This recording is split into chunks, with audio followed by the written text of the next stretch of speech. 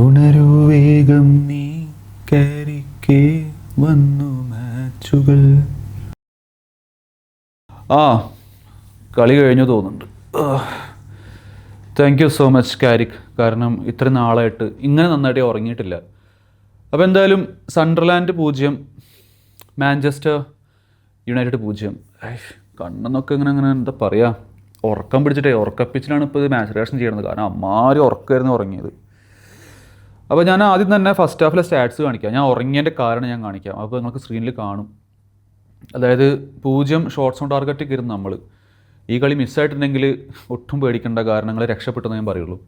പിന്നെ second half കഴിഞ്ഞപ്പോഴുള്ള stats ഞാൻ ഇവിടെ കാണിക്കാം. അപ്പോൾ നമ്മളെന്തോ എങ്ങനെയൊക്കെയോ 2 ഷോട്ട്സ് ഓൺ ടാർഗറ്റ് കിട്ടി. അത് വന്നാൽ തന്നെ 85-ാമത്തെ മിനിറ്റിന് ശേഷമാണ് 2 ഷോട്ട് ഓൺ ടാർഗറ്റ്. പിന്നെ ചിലപ്പോൾ ഇപ്പോൾ വന്നിട്ട് പറയും മഴ പെയ്യുണ്ടായിരുന്നു, അത് കാരണം കുറേ പേര് സ്ലിപ്പായി, ബോൾ കൈ കിട്ടിയില്ല. അങ്ങനെ ആയിരുന്നെങ്കിൽ, മഴ ഇല്ലായിരുന്നെങ്കിൽ ചിലപ്പോൾ ഞങ്ങൾ എന്തെങ്കിലുമൊക്കെ ചെയ്തേനെ.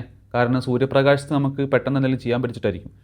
അപ്പോൾ അങ്ങനത്തെ കുറേ ക്ലൂലെസ് ആയിട്ടുള്ള എക്സ്ക്യൂസസ് വരും. ഞാൻ അതിൽ കാര്യമാക്കണില്ല.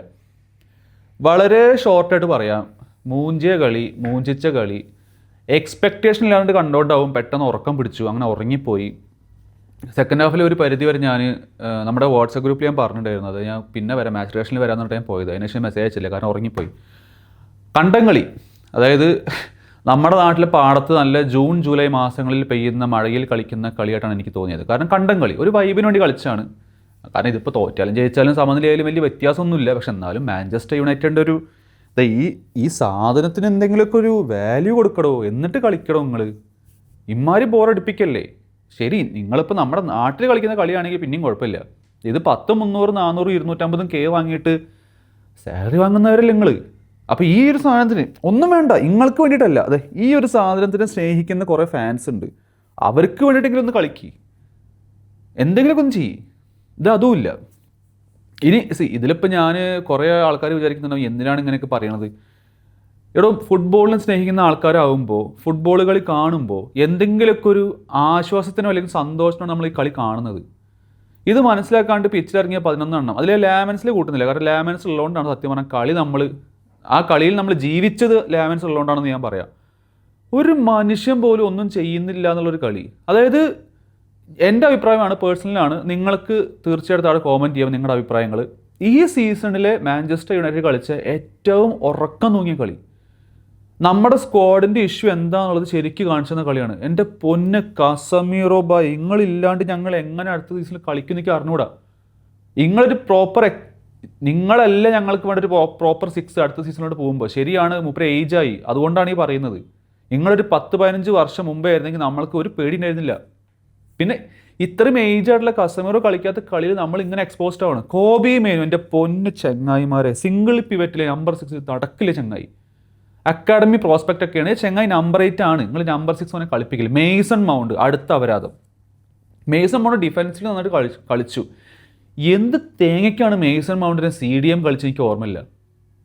ഈ കാരക്കിനെ കൊണ്ട് ടാക്ടിക്കലി ഒരു കുന്തും അറിയില്ല. വിഡ്ഡി എന്ന് പറഞ്ഞാൽ ഭൂലോക വിഡ്ഡി എന്ന് കാണിച്ച ഒരു കളിയാണിത്. ഫ്രസ്ട്രേഷൻ കൊണ്ട് പറയണമെന്നും തോന്നരുത്. Thank you so much കാരിക്. കാരണം നിങ്ങൾ ശരിയാണ്, നിങ്ങൾ വന്നിട്ട് ടീമിനെ സ്റ്റെബിലൈസ് ചെയ്തു. പക്ഷേ ഈ കുന്ത്രാണ്ടം വെച്ചുകൊണ്ട് അടുത്ത സീസണിലോട് പോകുമ്പോൾ എനിക്ക് നല്ല പേടിയുണ്ട്.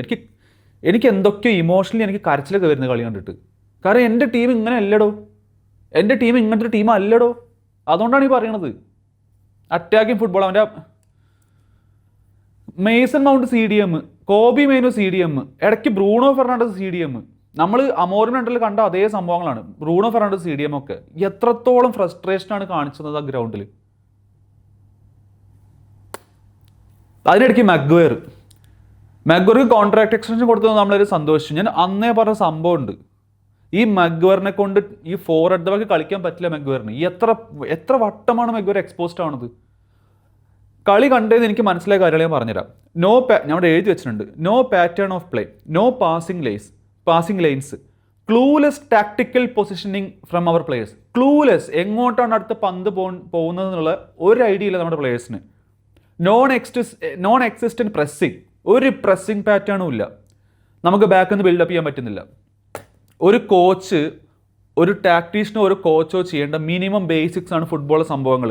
പാറ്റേൺ ഓഫ് പ്ലേ ക്രിയേറ്റ് ചെയ്യണം, പാസിംഗ് ലൈൻസ് ഉണ്ടാക്കണം, ടാക്ടിക്കൽ അപ്രോച്ച് വേണം, പ്രസ്സിനെ ബീറ്റ് ചെയ്യാൻ പറ്റണം, അല്ലെങ്കിൽ പ്രസ് ചെയ്യാൻ പറ്റണം, ബാക്കിൽ നിന്ന് ബിൽഡ് ചെയ്യാൻ പറ്റണം. ഈ 5 കാര്യങ്ങളും ക്യാരിക്ക് ചെയ്തിട്ടില്ല. പിന്നെ എന്ത് മാങ്ങാത്തോലെയാണ് ഇയാൾ കോച്ച് എന്ന് പറഞ്ഞിട്ട് നിൽക്കുന്നത്? ഒരു 4-4-2 സെറ്റപ്പിൽ ഡിഫെൻഡ് ചെയ്യുക മാത്രമോ? ഇതും വെച്ചിട്ടാണ് നമ്മൾ അടുത്ത വർഷമൊക്കെ പോകുന്നത് കളിക്കാനായിട്ട്.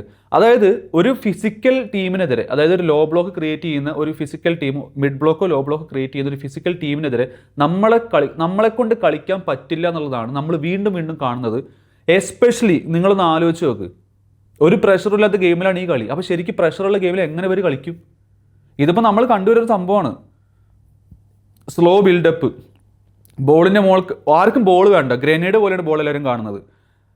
ഡിഫെൻസീവ്ലി കുറച്ച് കുഴപ്പമില്ലാതെ നമ്മൾ സെറ്റപ്പ് ചെയ്ത് നിന്നു, അത് കാരണം രക്ഷപ്പെട്ടു. ലൂക്ഷോ കുഴപ്പമില്ലാണ്ട് കളിച്ചു.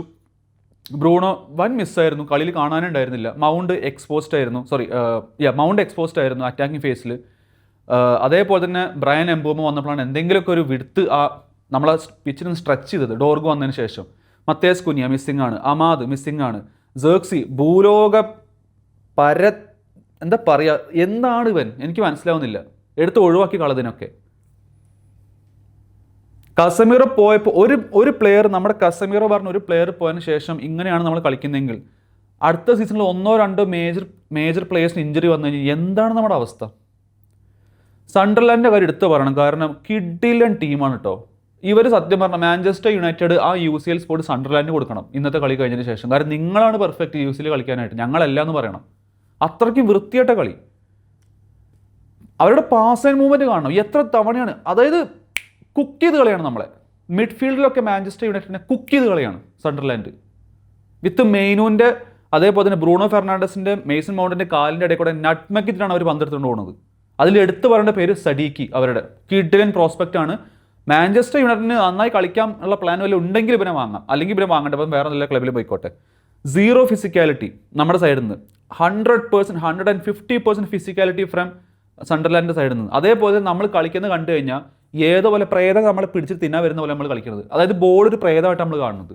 അതിന് തൊട്ട് കഴിഞ്ഞാൽ നമ്മുടെ ചോരക്കത് ഊറ്റി കുടിക്കുന്നുള്ള സംഭവത്തിൽ നമ്മൾ കാണുന്നത് കളി. അങ്ങനെയാണ് നമ്മൾ കളിച്ചത്.